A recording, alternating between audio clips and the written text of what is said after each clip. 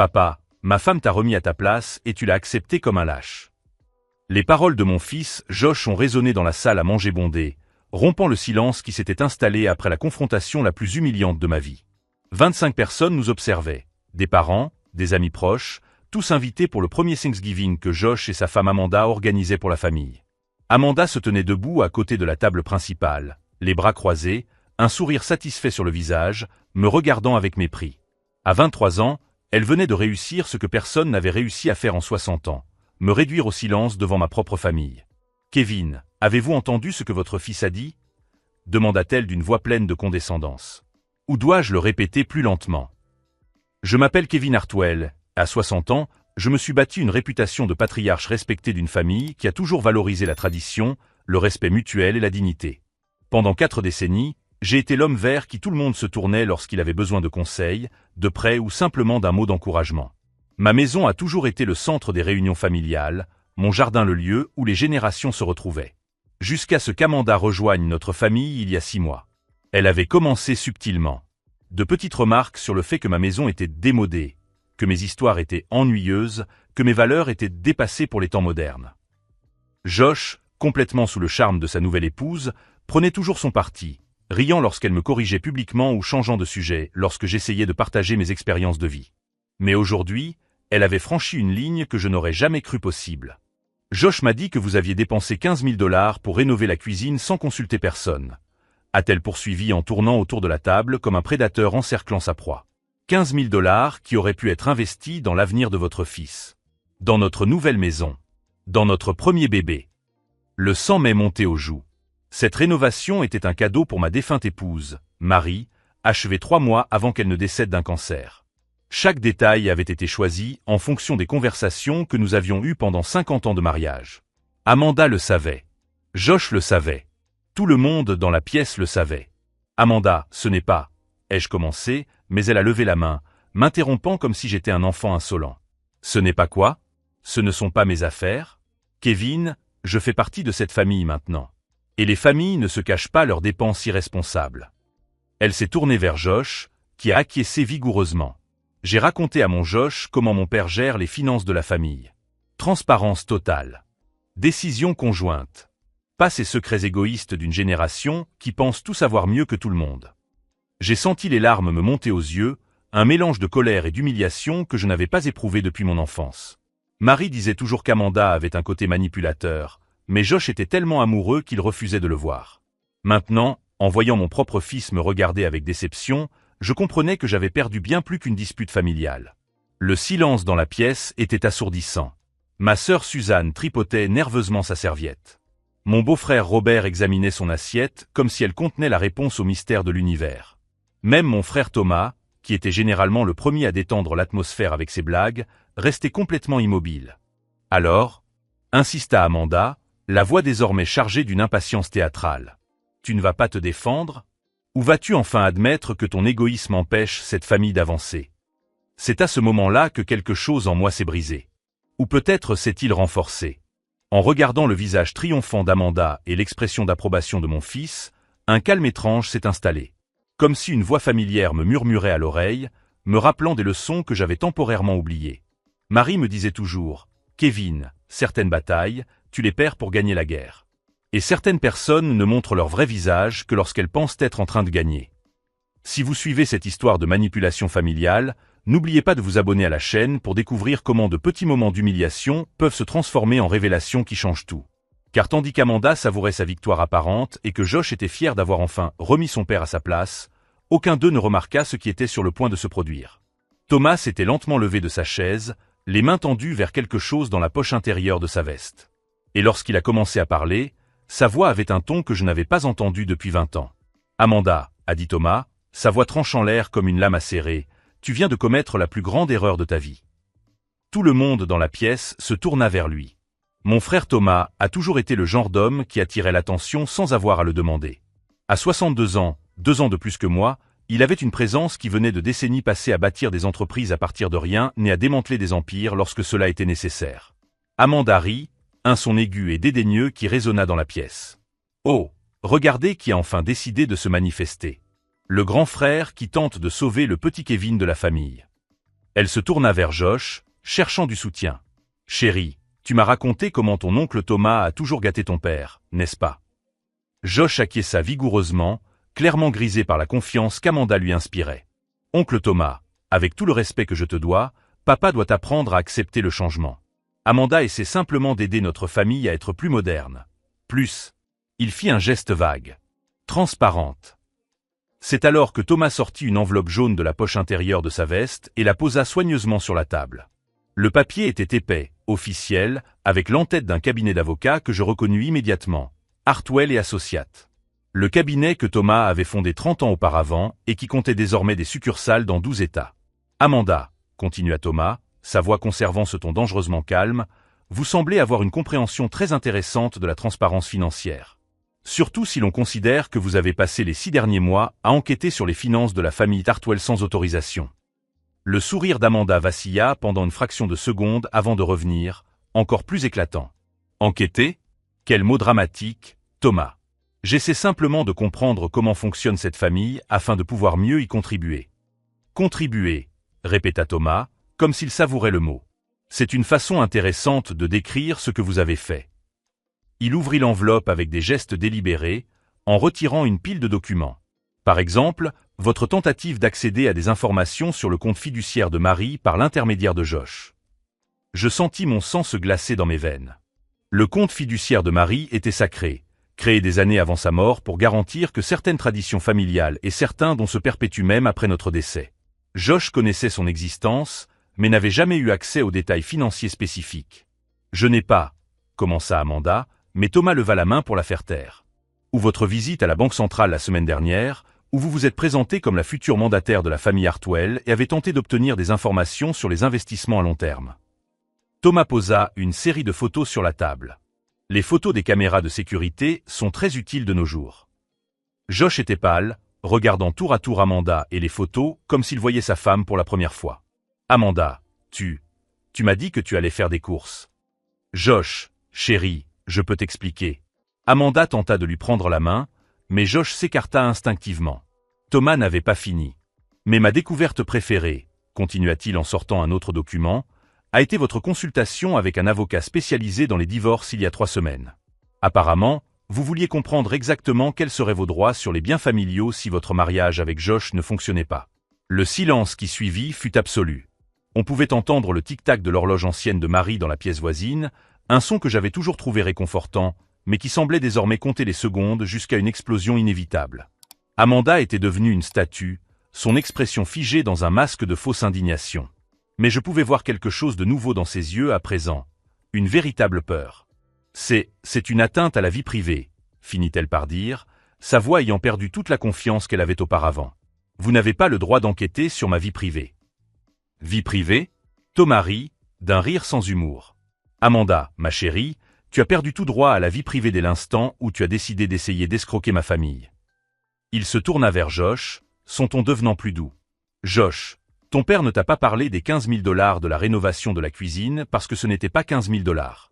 Nous avons tous regardé Thomas, perplexe. C'était 150 000 $, a-t-il révélé. Kevin a dépensé 150 000 $ pour transformer cette cuisine en la cuisine de rêve que votre mère avait imaginée pendant 50 ans de mariage. Chaque détail personnalisé, chaque finition importée, chaque appareil électroménager sélectionné spécifiquement parce que Marie avait un jour dit qu'il serait parfait. Des larmes ont commencé à couler sur mon visage. Thomas connaissait la vérité parce que c'était lui qui m'avait aidé à trouver les artisans spécialisés, lui qui avait pris contact avec les fournisseurs européens, lui qui s'était assuré que tout serait installé pendant que Marie était à l'hôpital pour suivre une chimiothérapie. Et il ne l'a pas dit, a poursuivi Thomas, parce qu'il ne voulait pas que quelqu'un se sente obligé de contribuer ou coupable de ne pas y avoir pensé en premier. Cette rénovation n'était pas une dépense irresponsable, Amanda. C'était un dernier cadeau d'amour pour une femme qui a consacré toute sa vie à faire de cette maison un foyer pour toute la famille. Josh pleurait maintenant, les mains couvrant son visage. « Papa, je ne savais pas. » Mais Thomas n'en avait pas encore fini avec Amanda. « Ce qui m'intrigue, Amanda, c'est comment vous avez découvert le montant de la rénovation. Cette information ne figurait dans aucun document auquel Josh aurait pu avoir accès. » Il la regarda droit dans les yeux. « À moins que vous n'ayez utilisé des méthodes plus créatives pour obtenir cette information. » C'est alors que j'ai compris la terrible vérité. Amanda n'avait pas seulement enquêté sur nos finances par curiosité ou par ambition. Il y avait un plan plus vaste en cours, quelque chose que Thomas avait découvert et que je ne comprenais pas encore complètement. « Kevin, dit Thomas en se tournant vers moi, je pense qu'il est temps que tu connaisses toute la vérité sur qui est réellement ta belle-fille. » L'enveloppe jaune contenait encore des documents que Thomas n'avait pas encore révélés. Et à en juger par l'expression sur le visage d'Amanda, ces documents contenaient des informations qui pourraient détruire bien plus qu'un simple mariage. Thomas ouvrit complètement l'enveloppe et étala une série de documents sur la table en acajou de la salle à manger. Des photographies, des relevés bancaires, des registres d'emploi et ce qui semblait être un rapport d'enquête privée de plusieurs pages. Amanda Richardson, commença Thomas en lisant l'un des documents. Ou devrais-je dire Amanda Stevens? Ou peut-être Amanda Mitchell? Il la regarda droit dans les yeux. Quel nom préfères-tu que nous utilisions aujourd'hui? Le visage d'Amanda avait perdu toute couleur. Ses mains tremblaient légèrement tandis qu'elle essayait de garder son sang-froid. Josh regardait tour à tour sa femme et mon frère avec une expression de totale confusion. « Thomas, de quoi parles-tu » demanda Josh, la voix chargée d'un désespoir grandissant. « Ton oncle parle d'une enquête illégale » tenta de reprendre Amanda, mais sa voix tremblait visiblement. « C'est du harcèlement et une atteinte à la vie privée. Je vais vous poursuivre pour diffamation. » Thomas rit à nouveau, ce rire froid et calculé que je n'entendais que lorsqu'il s'apprêtait à détruire quelqu'un dans les affaires. La diffamation exige que les affirmations soient fausses, Amanda. Et tout ce que je partage est documenté et vérifiable. Il prit une photo et la posa devant Josh. Voici votre femme il y a 2 ans, sous le nom d'Amanda Stevens, arrêtée pour fraude matrimoniale à Portland, dans l'Oregon. Elle a épousé un homme de 73 ans nommé Harold Stevens, a vidé ses comptes en 6 mois et a disparu. Josh prit la photo avec des mains tremblantes. C'était indéniablement Amanda, plus jeune, mais c'était bien elle. Une coiffure différente, des vêtements différents, mais le même visage, les mêmes yeux qu'il avait embrassés devant l'hôtel 6 mois auparavant. Ça doit être une erreur, murmura Josh, mais sa conviction était clairement ébranlée. Harold Stevens est mort d'une crise cardiaque 3 semaines après la disparition d'Amanda, poursuivit Thomas sans pitié. Sa famille n'a jamais réussi à récupérer l'argent. 500 000 $ d'économie de toute une vie, tout simplement évaporés. Amanda s'était levée et se dirigeait vers la porte, mais Thomas n'avait pas fini. « Asseyez-vous, Amanda », dit-il d'une voix autoritaire qui fit se figer tout le monde dans la pièce, y compris Amanda. « Je n'ai pas encore fini de présenter votre biographie complète à la famille. » Elle revint lentement vers sa chaise, mais resta debout, les mains agrippées au dossier comme si elle avait besoin de soutien physique. « Avant Harold Stevens, il y avait Robert Mitchell à Sacramento, » dit Thomas en prenant un autre document. « Un mariage qui a duré 4 mois. Il a perdu son entreprise de construction et sa maison. Avant lui, David Richardson à Las Vegas. 3 mois de mariage, 120 000 $ disparus. » Josh était pâle comme un fantôme, regardant Amanda comme s'il ne l'avait jamais vue auparavant. « Amanda, dis-moi que ce n'est pas vrai.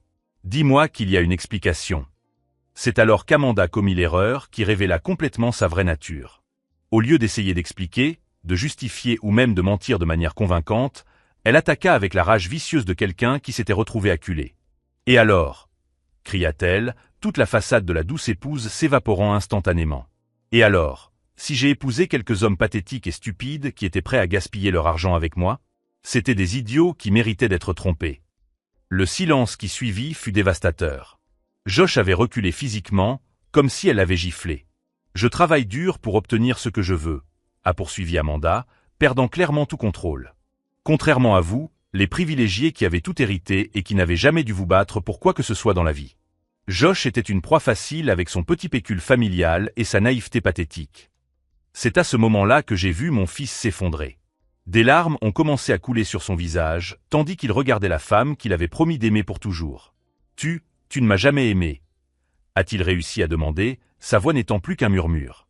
Amanda a ri, d'un rire rauque et cruel. « Josh, mon chéri, tu es un garçon de 25 ans qui vit toujours chez papa et qui a besoin de sa permission pour acheter une voiture. Tu pensais vraiment qu'une femme comme moi s'intéresserait sincèrement à toi ?» Thomas se leva lentement, sa présence remplissant la pièce. « Amanda, tu as environ 5 minutes pour quitter cette maison avant que j'appelle les autorités. Il y a des mandats d'arrêt actifs contre toi dans 3 États. »« Tu ne peux pas me mettre à la porte, » répondit-elle, mais la peur revenait clairement dans sa voix. « C'est aussi la maison de Josh. » « En fait, » dit Thomas en prenant un autre document, cette maison appartient à une fiducie familiale créée par nos parents il y a 40 ans. Josh a un droit de résidence, mais pas de propriété légale.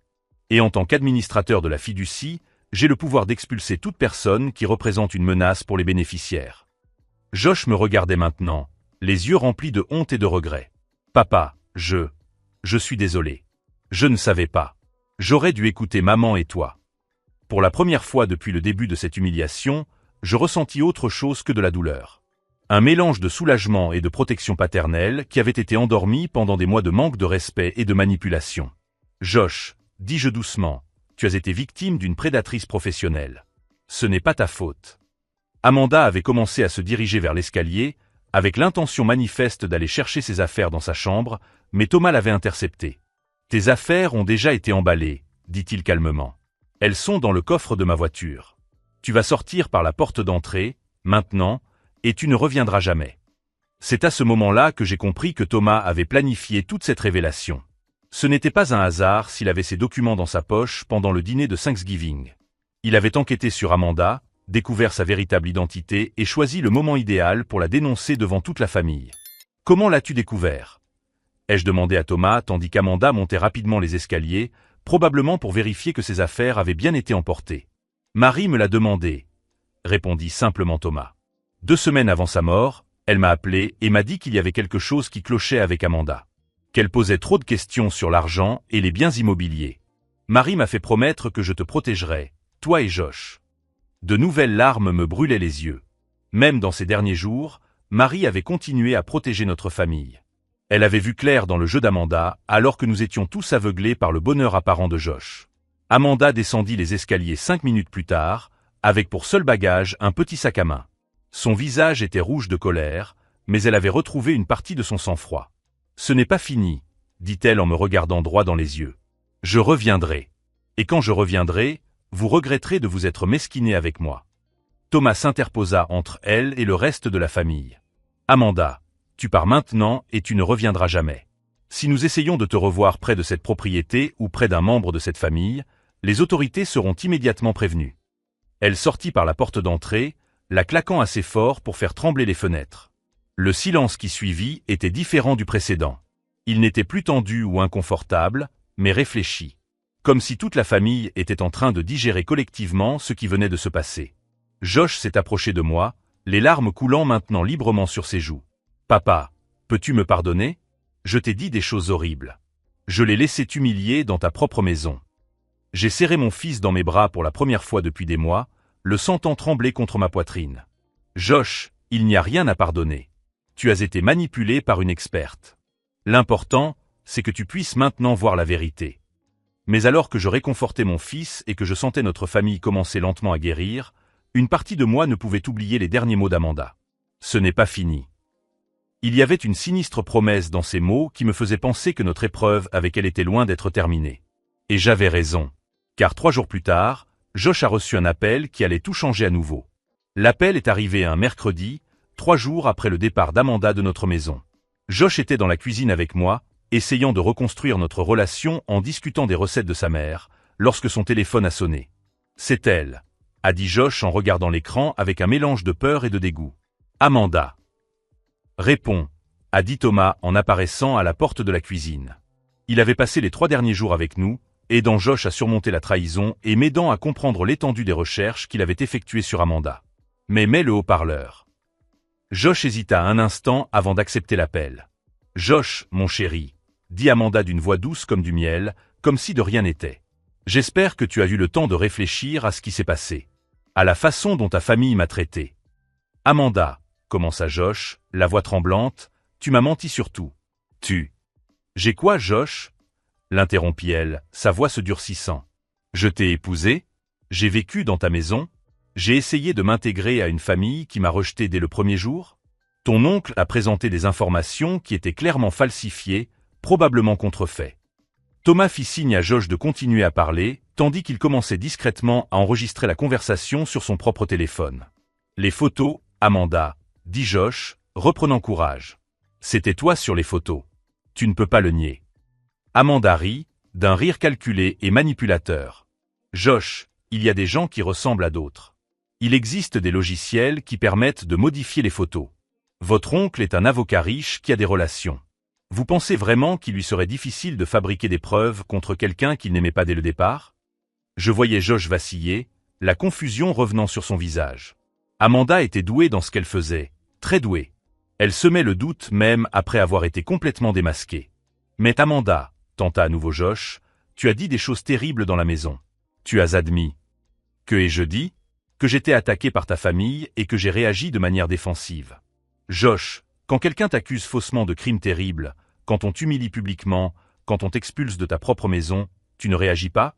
Tu ne dis pas des choses que tu ne veux pas nécessairement dire? Thomas m'a regardé avec une expression que je connaissais bien. C'était la même expression qu'il avait lorsqu'il avait affaire à un adversaire particulièrement rusé au tribunal. Amanda était en train de réécrire le récit en temps réel, et elle était beaucoup plus intelligente que nous ne l'avions imaginé au départ. Josh, a poursuivi Amanda, la voix désormais chargée de larmes convaincantes, je t'aime. Je sais que j'ai fait des erreurs, que je n'ai pas été parfaite, mais quel mariage est parfait? Je t'appelle parce que je veux que tu saches que je suis prête à recommencer. À travailler sur nos problèmes. Où es-tu? Demanda Josh, et je vis Thomas prendre rapidement des notes sur un bloc-notes. Je suis dans un hôtel bon marché du centre-ville, répondit-elle. J'ai dépensé presque tout l'argent que j'avais économisé pour notre lune de miel pour essayer de trouver un avocat qui m'aide à blanchir mon nom. Josh, j'ai besoin de toi. J'ai besoin que tu me donnes une chance de tout expliquer correctement. C'est à ce moment-là que Thomas a pris le téléphone des mains de Josh. Amanda, a-t-il dit d'une voix professionnelle et froide, ici Thomas Hartwell. Si vous avez des preuves que les informations que j'ai présentées ont été falsifiées, je vous encourage à contacter les autorités compétentes. Il y eut un long silence à l'autre bout du fil. Thomas, répondit finalement Amanda, sa voix ayant perdu toute la douceur qu'elle avait auparavant, vous avez commis une grave erreur en vous en prenant à moi. J'ai des ressources que vous ne pouvez pas imaginer. Et j'ai de la patience. Des ressources? Répéta Thomas, clairement intrigué. Vous pensez que je travaille seul? Amanda rit à nouveau, mais cette fois, le son était véritablement sinistre. Vous pensez que je ne suis qu'une femme désespérée qui essaie de survivre? Thomas, vous et votre famille n'avez aucune idée de qui vous avez affaire. La ligne resta silencieuse pendant un moment avant qu'Amanda ne poursuive. Josh ne connaît qu'une seule version de moi. La version qu'il avait besoin de connaître. Mais il existe d'autres versions, Thomas. Des versions qui savent comment traiter les familles riches et puissantes, qui pensent pouvoir simplement jeter les gens comme des déchets. Thomas griffonnait furieusement sur son bloc-notes, enregistrant clairement chaque mot. Dans 72 heures, dit Amanda, sa voix désormais complètement transformée en quelque chose de froid et de calculé, vous allez recevoir une visite. Pas des autorités. Pas des avocats. Des gens qui savent comment résoudre les problèmes. De façon permanente. La communication fut coupée. Le silence qui suivit était différent de tout ce que nous avions connu ces derniers jours. Ce n'était pas le silence du choc ou de la confusion, mais celui de la peur véritable. Thomas, dis-je, ma voix plus basse que je ne l'aurais voulu, de quoi parle-t-elle? Thomas posa le téléphone sur la table et s'assit lourdement sur une des chaises de la cuisine. Kevin, j'ai commis une erreur. Une très grosse erreur. Quel genre d'erreur? Demanda Josh, la voix chargée d'une panique grandissante. Lorsque j'ai enquêté sur Amanda, je me suis concentré sur ses mariages précédents et ses activités financières. Mais je n'ai pas approfondi ses relations. Thomas passa ses mains dans ses cheveux. Il y avait de vagues références à des partenaires commerciaux dans les rapports, mais j'ai supposé qu'il s'agissait simplement d'autres petits escrocs. Il sortit son ordinateur portable et se mit à taper rapidement. Mais cet appel. Il s'arrêta de taper et nous regarda. Cet appel suggère qu'Amanda fait partie de quelque chose de beaucoup plus grand. Une organisation. Peut-être même le crime organisé. J'ai senti mon sang se glacer dans mes veines. Le crime organisé? Les stratagèmes de mariage frauduleux sont souvent des opérations impliquant plusieurs personnes, a expliqué Thomas en recommençant à taper. Une personne fait le travail sur le terrain, d'autres fournissent de fausses identités, des documents, un soutien juridique si nécessaire. Et quand quelque chose tourne mal, il n'a pas eu besoin de terminer sa phrase. Si vous suivez cette escalade d'une simple exposition familiale à quelque chose de beaucoup plus dangereux, n'oubliez pas de vous abonner à la chaîne, car ce qui s'est passé ensuite a prouvé que même les familles les mieux préparées peuvent complètement sous-estimer l'ampleur de la menace à laquelle elles sont confrontées. Josh était pâle, regardant tour à tour Thomas et moi, comme s'il s'attendait à ce que l'un de nous dise que tout cela n'était qu'un malentendu. « Alors, qu'est-ce qu'on fait maintenant » a-t-il demandé. Thomas a fermé son ordinateur portable et s'est levé. « Maintenant, on fait ce qu'on aurait dû faire dès le début. On appelle de vrais professionnels. Il a sorti son téléphone et a composé un numéro qu'il connaissait manifestement par cœur.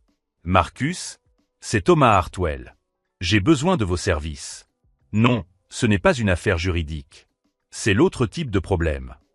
Alors que Thomas parlait dans un jargon que je ne comprenais pas tout à fait, je commençais à réaliser que notre situation avait pris une tournure bien plus grave qu'un simple drame familial. Amanda n'était pas seulement une escroque opportuniste. Elle faisait partie d'un ensemble plus vaste, quelque chose d'organisé, quelque chose qui avait les moyens de résoudre les problèmes de façon permanente. Et nous venions de devenir l'un de ces problèmes. Les 72 heures suivantes détermineraient si nous parviendrions à protéger notre famille ou si nous avions involontairement déclaré la guerre à des forces auxquelles nous n'étions pas préparés à faire face. Marcus est arrivé le lendemain matin, un homme d'une 50aine d'années à l'apparence discrète d'un comptable, mais dont les yeux avaient vu des choses que je ne voulais pas imaginer. Il s'est assis dans mon salon comme s'il discutait d'investissement, mais les mots qui sortaient de sa bouche appartenaient à un tout autre monde. « Thomas m'a parlé de votre situation », a déclaré Marcus en posant un dossier noir sur la table basse. « Nous connaissons Amanda Richardson depuis 3 ans. Elle fait partie d'une organisation basée à Détroit, spécialisée dans les mariages frauduleux ciblant des familles fortunées. » Josh était pâle, absorbant chaque mot comme s'il s'agissait d'un coup de poing dans l'estomac. « Son organisation a une méthode spécifique », a poursuivi Marcus.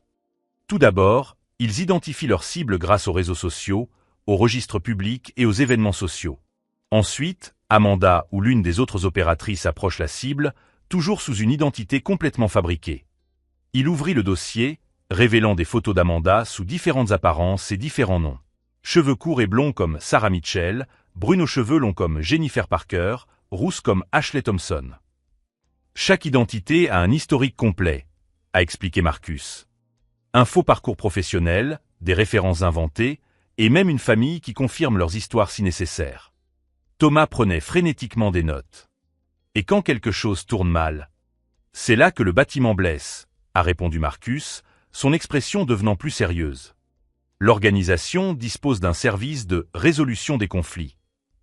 Des gens qui font disparaître les questions gênantes.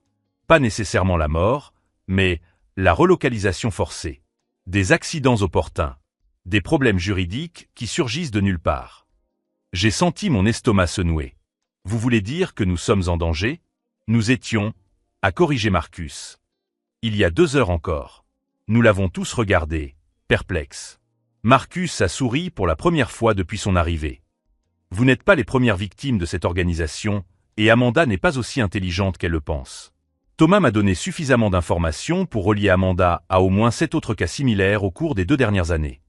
Il sortit son téléphone et nous montra une série de messages. À 6 heures du matin, les agents fédéraux ont arrêté simultanément 12 membres de l'organisation dans 5 États différents. Amanda a été l'une des premières. Josh se leva brusquement. Ils ont arrêté Amanda? Tentative de meurtre, fraude électronique, association de malfaiteurs, blanchiment d'argent, énuméra Marcus. Elle risque au moins 20 ans de prison fédérale. C'est alors que mon téléphone sonna. Le nom qui s'afficha sur l'écran me glaça le sang. Amanda. Comment peut-elle appeler si elle a été arrêtée? Demanda Josh, qui semblait sur le point de paniquer. Marcus me fit signe de répondre, mais de mettre le haut-parleur. Cet appel est surveillé et enregistré, murmura-t-il. J'acceptai l'appel, les mains tremblantes. Kevin, dit Amanda d'une voix désespérée, complètement différente de la confiance menaçante de la veille. Je dois parler à Josh. S'il te plaît. Amanda, intervint Thomas, c'est encore Thomas Hartwell. Je comprends que vous rencontrez actuellement des difficultés juridiques. Il y eut un long silence. Thomas, vous ne comprenez pas. Je peux passer un accord. Je peux vous donner des informations sur des personnes bien plus dangereuses que moi. Mais j'ai besoin que Josh m'aide à payer ma caution. Josh regardait le téléphone comme s'il s'agissait d'un serpent venimeux. Combien coûte la caution, Amanda? Demanda Thomas, visiblement amusé. 2 millions de dollars, répondit-elle, la voix brisée. Josh, s'il te plaît. Tu sais que je t'aime. Tout ce que j'ai fait, c'était pour protéger notre avenir. Les accusations sont exagérées. Elles sont.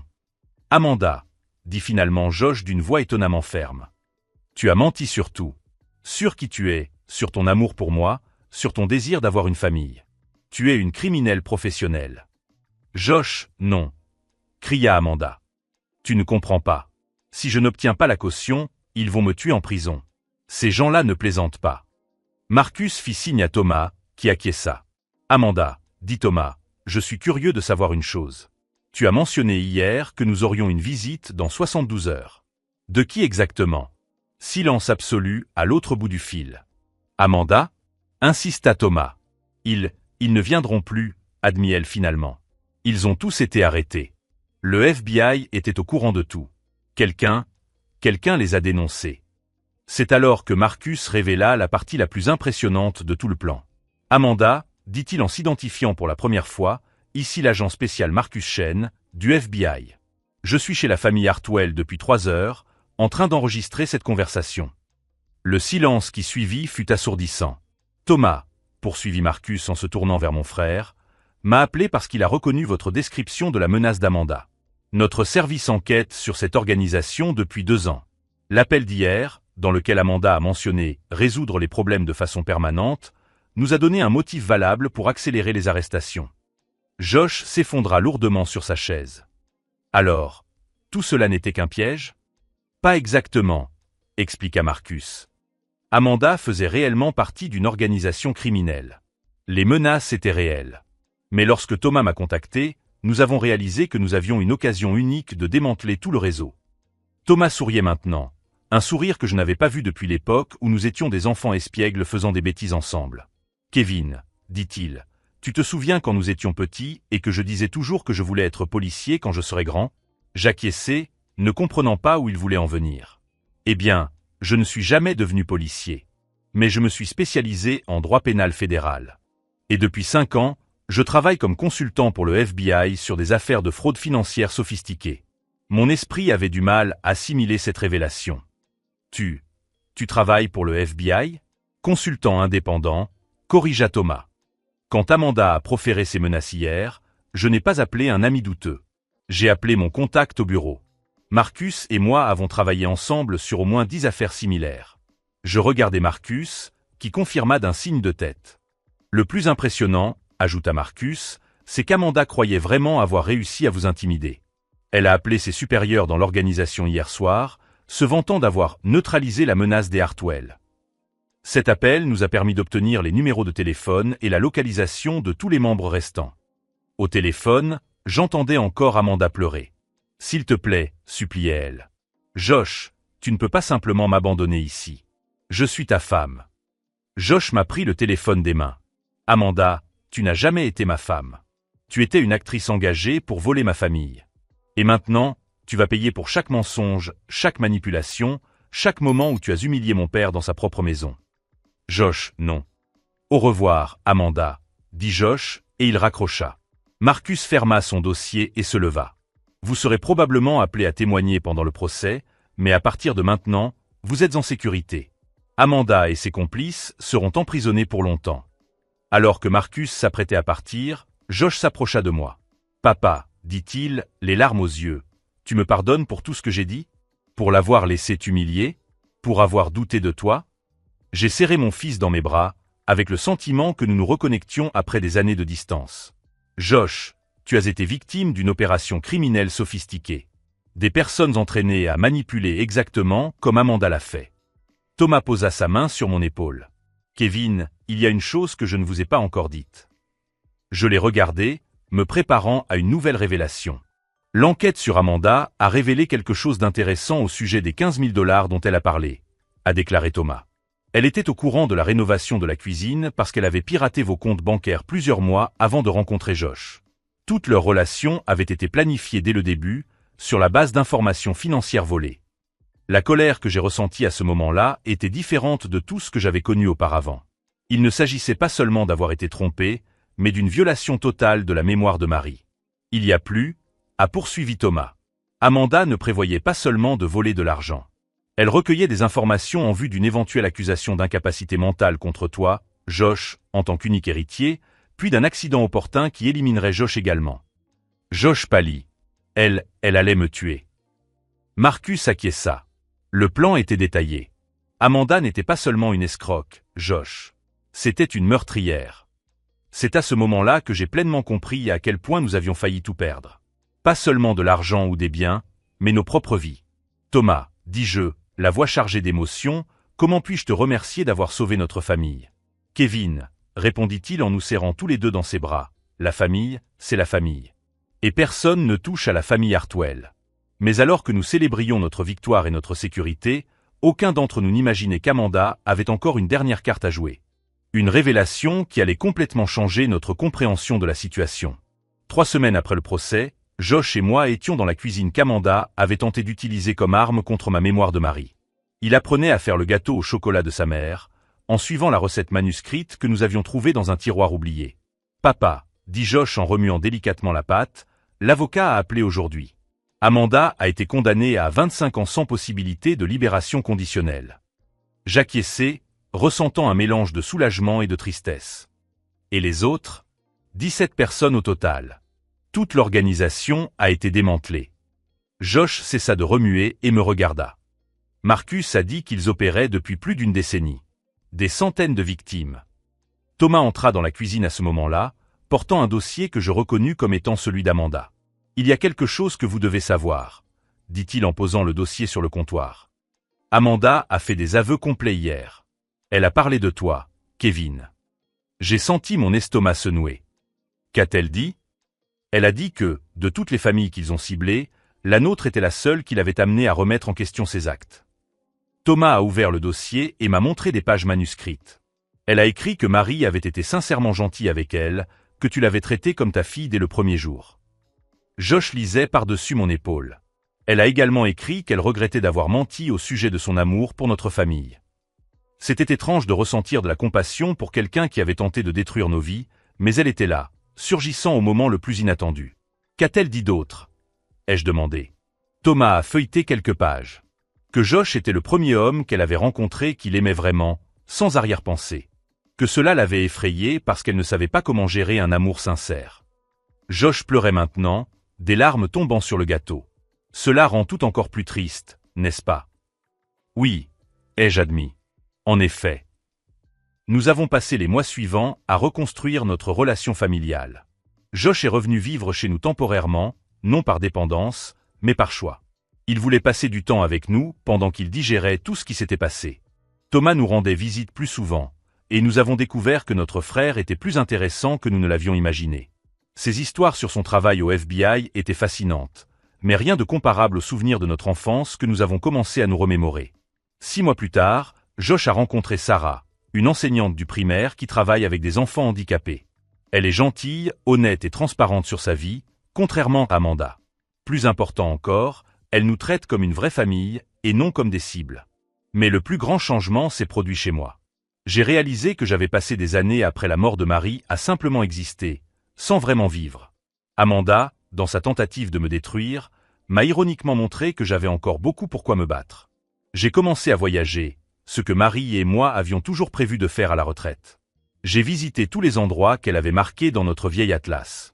Et à chaque endroit, je la sentais avec moi, riant de mes tentatives ratées de parler d'autres langues. Josh gère désormais la boutique d'antiquités que j'ai ouverte dans le centre-ville. Elle est petite, mais prospère, remplie d'objets qui racontent l'histoire des familles qui nous ont précédés. Parfois, les clients posent des questions sur la photo encadrée posée sur le comptoir. Marie et moi lors de notre 20e anniversaire de mariage. C'est ma mère, dit Josh avec fierté. Elle protège toujours notre famille. Thomas a pris sa retraite du FBI l'année dernière, mais il continue à travailler comme consultant. Il dit que notre affaire a été l'une des plus satisfaisantes de sa carrière, non seulement parce que justice a été rendue, mais aussi parce que la famille a été sauvée. La dernière fois que j'ai eu des nouvelles d'Amanda, elle participait à un programme de réadaptation en prison, aidant d'autres détenus à surmonter leur dépendance et leur traumatisme. Peut-être y trouvera-t-elle la paix. Je l'espère. Si cette histoire de manipulation familiale et de rédemption vous a touché, abonnez-vous à la chaîne pour découvrir d'autres récits montrant comment les familles peuvent surmonter n'importe quelle épreuve lorsqu'elles restent unies. J'ai appris que les prédateurs comme Amanda prospèrent dans les familles déconnectées, où l'amour a été remplacé par la suspicion. Ils ne peuvent pas agir là où règne une confiance sincère et une communication ouverte. Aujourd'hui, alors que Josh et Sarah planifient leur mariage et que Thomas amène ses petits-enfants en visite, je regarde la cuisine rénovée de Marie et je souris. Amanda avait raison sur un point, elle m'a vraiment remis à ma place. Ma place était d'être le protecteur de cette famille. Et enfin, j'étais de retour là où j'appartenais. ¿Qué ha pasado con el loquito que estaba conmigo ahí en el cerrio? ¿En dónde? Porque te acordás que me tenían que mover a mí. Sí. Estaba con otro loquito más. Ah, arriba. Sí. Es que era medio raro. Porque tipo. Tipo, ya jugamos una. Habíamos jugado uno Porque. ayer y eran súper pesados, entonces ¿Qué como se hacía? somos... Nada, gritaban. Eran como los que hablan así. De hecho, esa pregunta está muy mal redactada.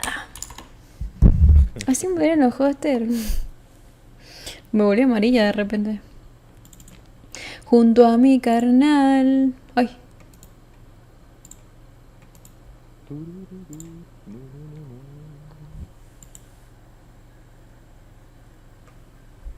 Uy, ¿qué pasó? ¿Se trabó el Minecraft? O lo está en segunda pantalla. ¿se trabó qué? El Minecraft. Ah, no, es porque cada vez que abro lo ves es como que se despausa. Ah, ¿Cómo, cómo tiene eso al lado del nombre NASA? Tiene como un pincelito. ¿Qué Ah, carajo porque es es eso? moderador y es editor. Eh, Artista, ajá. Ah, Me puede poner ¿qué emote, sabe? así que más vale que se ponga a poner. ¿De Lo dónde tenía re. sacó artista? Yo le di, papón. No, sí, ya sé, pero ¿de artista de qué? No sé, hay un montón de roles. Hay uno que es algo de patrocinador. Pero sí. ¿Verdad? Rarísimo. Literal. Poneme uno a mí, poneme artista yo también quiero ser. Te pongo. A ver, Ah, ¿cuáles hay? A ver. ahí te digo.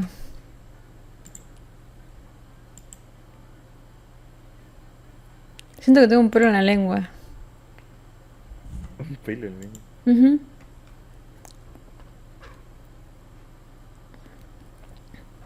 Hay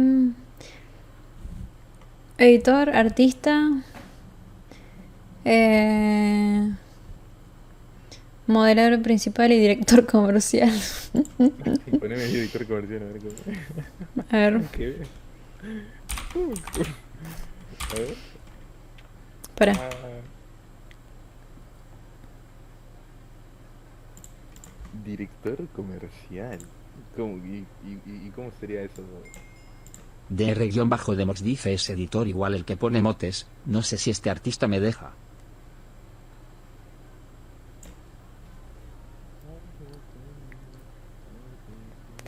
Pero probá. Ese casi le digo. Sí, iba empingada. Es. No.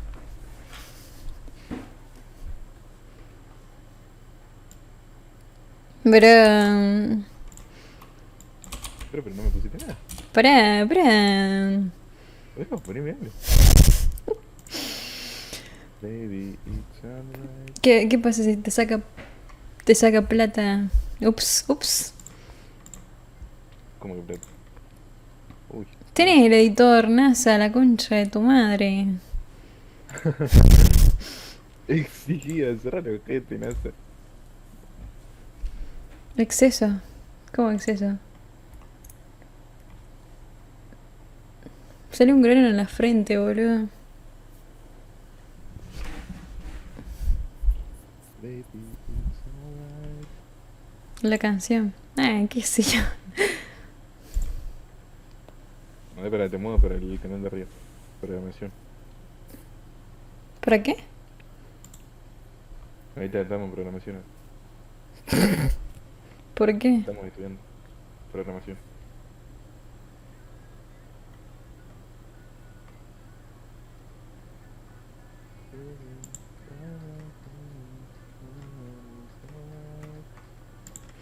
Bueno, ¿Qué jugamos? vamos a hablar sobre nuestros sentimientos. NASA, arrancado. Ok. Arrancado.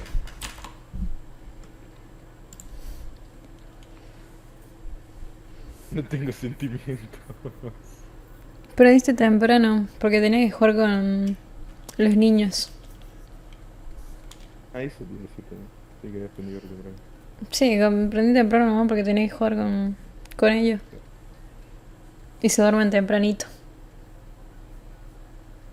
¿Quién me Bueno, mató?